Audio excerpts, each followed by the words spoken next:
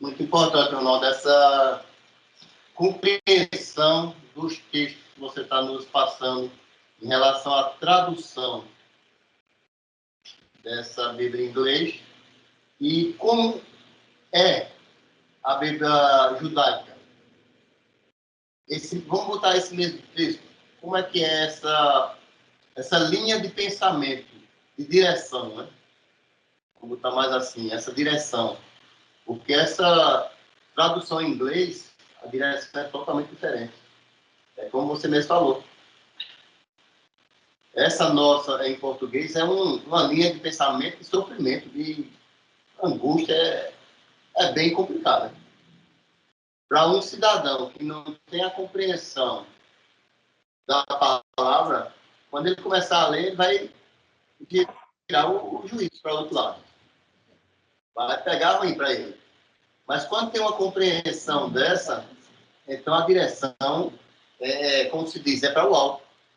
Amém. E nessa do português é uma direção cabisbaixo. Se você não tiver cuidado, em vez de levantar a cabeça para o alto, vai baixar a cabeça mais ainda. E é muito importante. Eu achei muito importante essa sua fala sobre essa tradução. Muito bom para o grupo, não só para o grupo, mas que nós também possamos, né, repassar para outras pessoas sobre esses detalhes que é muito importante para o conhecimento da palavra. E se não tivermos esse conhecimento nessa direção, para o alto, vai ficar esse sofrimento. E como eu falei, né, pessoas que não vão ter a compreensão vão ficar cabisbaixo. É verdade. Mas ainda bem, né, que está acontecendo com a gente aqui é nada mais, nada menos do que a manifestação da perfeita vontade de Cristo Jesus, né? Amém. A gente tem vivenciado e experimentado coisas tremendas em Cristo Jesus. Com certeza.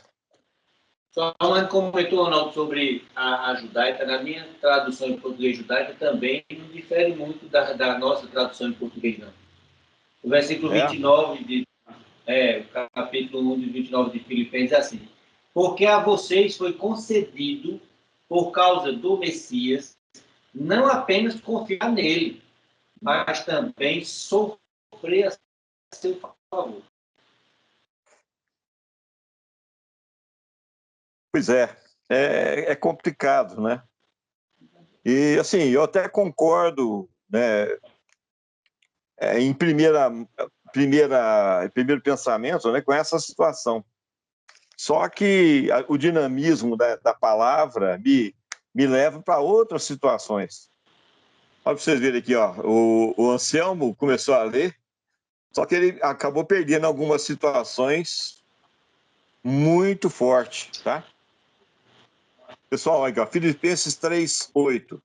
Sim, deveras considero tudo como perda, por causa da sublimidade do conhecimento de Cristo Jesus, meu Senhor, por amor do qual perdi todas as coisas e as considero como refúgio para ganhar a Cristo. Olha bem, verso 9. E ser achado nele. Aqui a tradução está feliz, tá? Tá ótimo isso aqui. Não tendo justiça própria, que procede de lei, senão a que é mediante a fé em Cristo. A justiça que procede de Deus baseada na fé. Para conhecer o poder da sua ressurreição.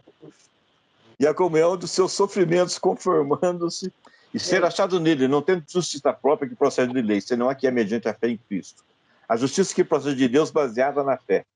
Para o conhecer e o poder da sua ressurreição e a comunhão dos seus sofrimentos, conformando-me com ele na sua morte. Bom, de novo, tem sim um trabalho aqui de reconhecimento de natureza, mas não é um sofrimento para pesar, é um sofrimento para a bênção, né? É uma negação da tua natureza humana, tá? Então não tem nada a ver com, né, aquilo que né, na época que eu participava da Igreja Católica, né, falava lá, né, que era o quê?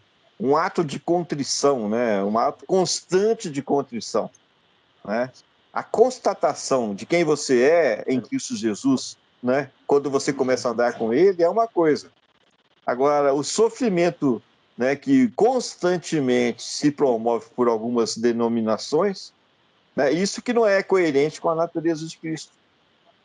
Porque se você está sendo achado em Cristo, você é nova criatura em Cristo. Se você é nova criatura em Cristo, né, a alegria de Cristo está em você. A natureza de Cristo está em você. A manifestação da autoridade de Cristo está em você. E se a autoridade de Cristo está em você, tá, então você realmente expressa Cristo. E se você expressa Cristo, né, o sofrimento já foi. Aquilo que tem que já aconteceu em Cristo Jesus já foi, né, porque, né, Deus não se agrada de sacrifício, ele se agrada da obediência, né? E sacrifício, o pessoal da Igreja Católica, aí vai falando de novo, né, da questão do sofrimento. Aí verso 11, para, de algum modo, alcançar a ressurreição dentre os mortos.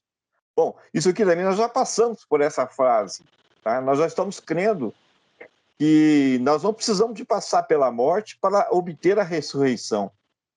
Nós estamos crendo na transformação dos nossos corpos mortais, né? É uma outra perspectiva que, por fé, é dado a quem quiser crer nisso, né? Verso 12, não que eu tenha já recebido ou tenha já obtido a perfeição, né? Claro, mas de novo, dinamismo, mas prossigo para conquistar aquilo para o que também fui conquistado por Cristo Jesus. Irmãos, contra mim, não julgo havê-lo alcançado, mas uma coisa faço, esquecendo-me das coisas que para trás ficam e avançando para as que diante de mim estão, prossigo para o alvo, para o prêmio da soberana vocação de Deus em Cristo Jesus. Todos, pois, agora já começa agora um exercício de fé, olha que coisa tremenda, né? Todos, pois, que somos perfeitos, tenhamos esse sentimento. E se porventura pensar de outro modo, também isso Deus vos esclarecerá. Todavia, andemos de acordo com o que já alcançamos. Olha bem, ele promove, né, o exercício da fé, né, declarando-se perfeito, promove, né, um reconhecimento, né, ou seja, contra mim não julga havê-lo alcançado. Percebe? Mas, ao mesmo tempo, ele faz algo dinâmico. Esquece das coisas que para trás ficam, né? E mais dinamismo ainda, sigo avante, né, para as coisas que diante de mim estão. E quais coisas são essas? O alvo, que é Cristo, o prêmio da soberana vocação de Deus em Cristo Jesus. Tá? Então, o cara, olha bem, ele vai atrás, vai lá no meio, vai na frente, vai atrás de novo, vai no meio, vai na frente, ou seja, ele vai dando uma pincelada do que é realmente uma vida em Cristo Jesus, tá? E não se retém no sofrimento inicial de que é o quê? A constatação da nossa natureza carnal, né? E a da nossa carência de Cristo Jesus. Esse é o primeiro passo. Nós passamos por isso e continuamos passando por essa situação. Por quê? Porque nós estamos trabalhando com a negação de nós mesmos, tá? Agora, isso, para mim, não é o ápice, nunca foi, nunca vai ser.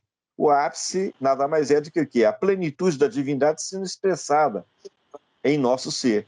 Isso, sim, para mim, é o ápice, né? E isso, para mim, traz alegria, traz determinação, traz fé, traz convicção, né? E é justamente isso que eu quero viver com vocês, né? Porque isso acontece não somente numa experiência individual, mas sim numa experiência coletiva do seu corpo multimembrado. Mas é isso. O nosso corpo multimembrado, qualquer um que abre a boca para falar, fala e pode falar com convicção, porque está experimentando, né? Nós estamos experimentando Cristo e não somente vendo, né, o padecendo, né, o que inicialmente dá-se a entender na palavra aqui.